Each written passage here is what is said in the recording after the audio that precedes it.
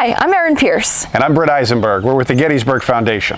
Today we wanted to have a little bit of a different kind of conversation with you guys. 159 years ago today, June 19th, 1865, Major General Granger made his way into Galveston, Texas, where he encountered a number of enslaved populations that had not yet heard the news about not only the end of the Civil War, but the Emancipation Proclamation itself. So, Britt, what does that mean for us here in Gettysburg today? Yeah, so thanks, Erin. You know, the conversation surrounding what this history means obviously has been a hot topic in more recent years, but the American Civil War asked questions of our fledgling democracy that it did not have answers to in the moment.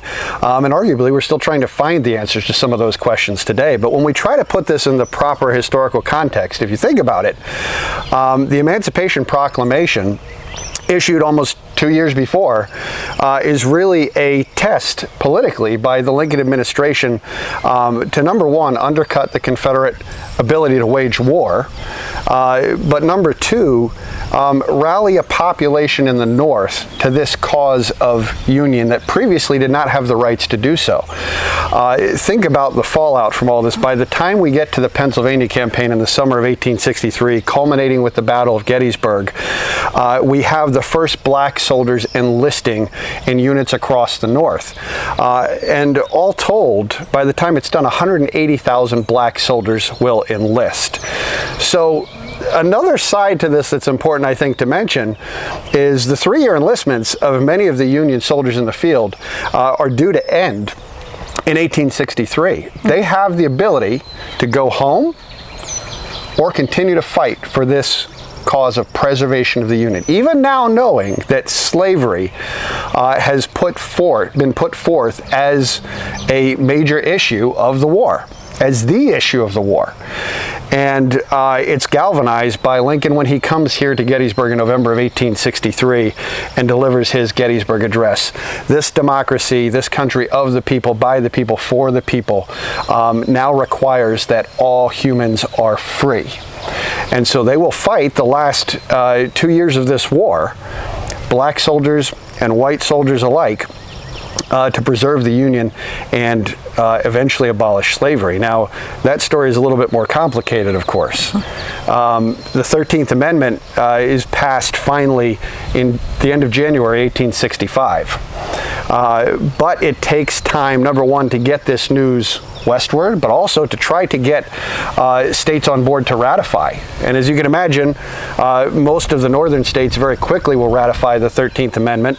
It's not until December 6th, after the war has ended, after this news has been brought to Texas by General Granger and to these enslaved populations, that emancipation in fact has occurred, that Georgia will finally ratify the 13th Amendment. And the history doesn't end there.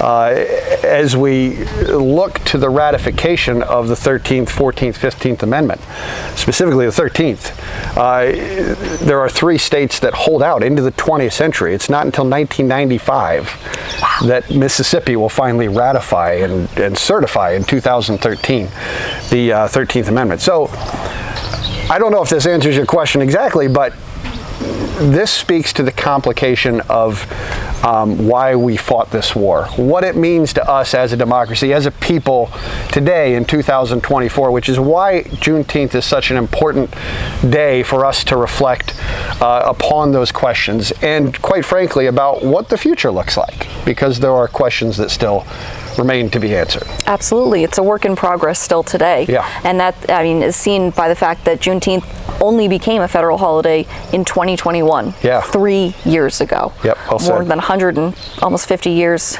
past, the Civil War itself. We've been fighting for that long. Yep. So, okay, well, Britt, thank you so much for joining us here today. My pleasure. Thank you. If you guys want to continue the conversation, make sure you check out some other resources, though. The National Museum of African American History and Culture in Washington, D.C. has a lot of fantastic online resources and books on the topic.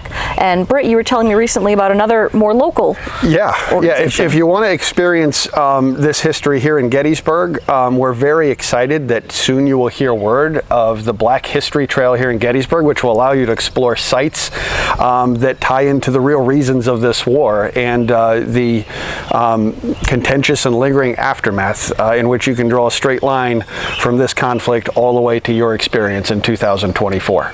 Thank you for joining us. Thank you.